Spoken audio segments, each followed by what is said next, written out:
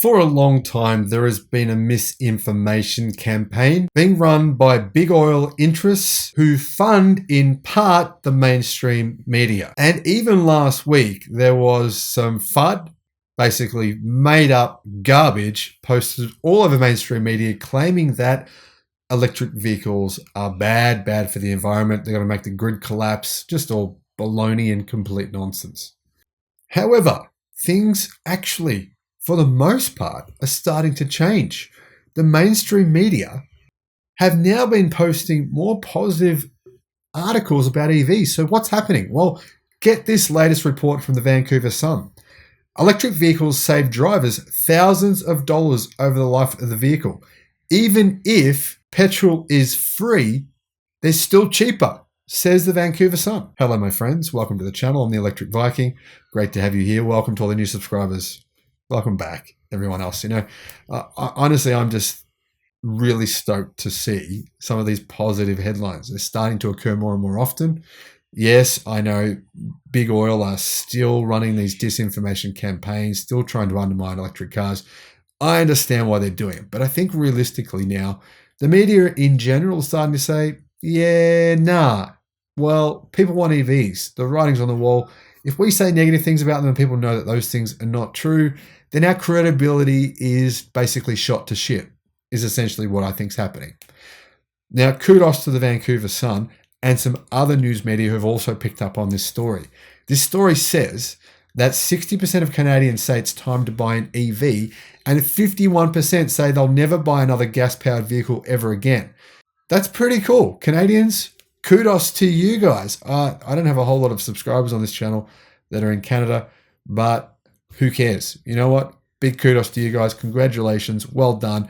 That's pretty cool. 61% say it's time to buy an EV. If that is not the end of ICE, I don't know what is. Because that's basically everyone saying, you know what? Internal combustion engine vehicles suck. And then in addition to that, the media comes out and does this survey, right? And then they say, you know what? You guys are right. You should buy an EV because it's cheaper. Not even just about the environment, which is good, but it's cheaper for you to own one as well. Plus, they're just better. Now, Nathan Griffiths says on the Vancouver Sun that buying an EV will save you tens of thousands of dollars over the life of the vehicle, according to a new report from Clean Energy Canada, a climate and clean energy program at Simon Fraser University. Now, the report compares the total ownership costs of electric vehicles compared to their gas-powered equivalents, from purchasing to refueling to maintenance. Importantly, it does not include, I believe, the number one cost, right? Resale. For most luxury vehicles or higher priced vehicles, resale is piss poor. I mean, it might not be over the last 12 months, but historically it's piss poor, right? And if you think about this, right, if you bought a Nokia 3310 back when they were selling and they were the most popular phone on the face of the earth, if you bought that like a month before the iPhone was about to come out, what would the resale of that phone be in 12 months? You see the point here, right? Look at Norway. Perfect prime example of what I'm trying to say.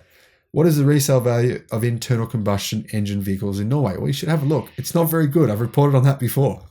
The report compares the total ownership costs of electric vehicles compared to their gas equivalents, from purchasing to refueling to maintenance, not resale, which I think is a huge part of it. But anyway, doesn't matter. In every case, electric vehicles come out cheaper than their gas alternative, according to the report. We looked at all the costs, said Trevor Mellinson, Communications Director with Clean Energy Canada. And in every single comparison, the EV came out cheaper. Now, I know there's a lot of people who still can't accept this. I see your comments everywhere, even on electric car websites. You still are in denial, my friends. You're in denial. The facts are the facts. These things are not being... People say, they're just talking about Tesla. They're just being fans of Teslas. You used a Tesla vehicle on this test, so it must be bogus. They're not talking about Tesla. This is just electric cars, period. And I'm going to explain that in a second. I'll show you, because this test, in fact, the main example they use is not even a Tesla vehicle. So you can't claim this as Tesla bias or Tesla brand fans. This is just electric cars, period. The report compares a number of Canada's most popular car models, assuming each vehicle is owned for 8 years and is driven 20,000 kilometers per year. The report assumes the cost of gas is $1.35 per litre.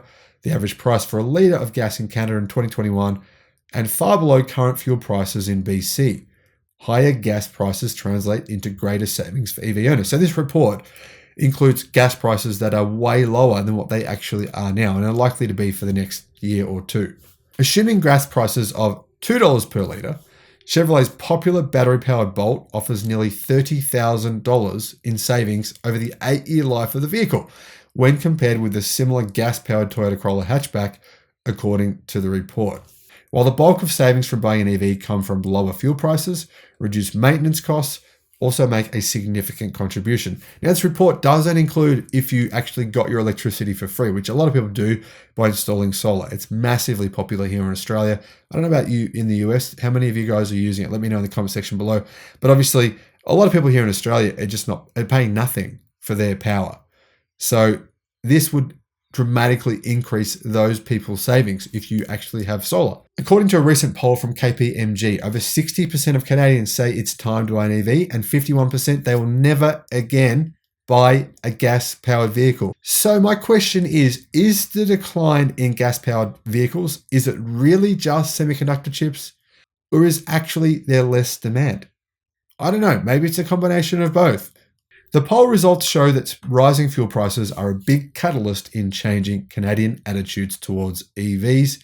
Peter Hedges, National Automotive Sector Leader of KPMG in Canada, said in a statement. 48% of those surveyed said they were definitely buying an EV because of gas prices, he said. The biggest challenge right now is not demand, it's supply, said Mallinson. The dream is that you can just go to a car dealership, see anything you like, and drive it home. The federal government in Canada currently offers a $5,000 rebate for electric vehicles in addition to provincial rebates. BC currently offers a $3,000 rebate for new or leased EVs as part of the Clean BC Go Electric program. The rebate only applies to vehicles priced under $55,000 though. Rebates are also available for EV charging stations. This week in Canada, the federal government announced a requirement that 60% of passenger vehicles sold in Canada will have to be zero emissions by 2030. By 2035, all new vehicle sales are expected to be zero emissions. By 2035, Canada plans on banning internal combustion engine vehicles. I don't think it's necessary. I think everyone will have converted to using electric vehicles by then anyway, but it's good to see that decision by Canada. A majority of Canadians think they're going to get an EV now, Mellinson said. It's just a matter of when. Thanks for watching, and I'll see you again on the next one. Bye-bye.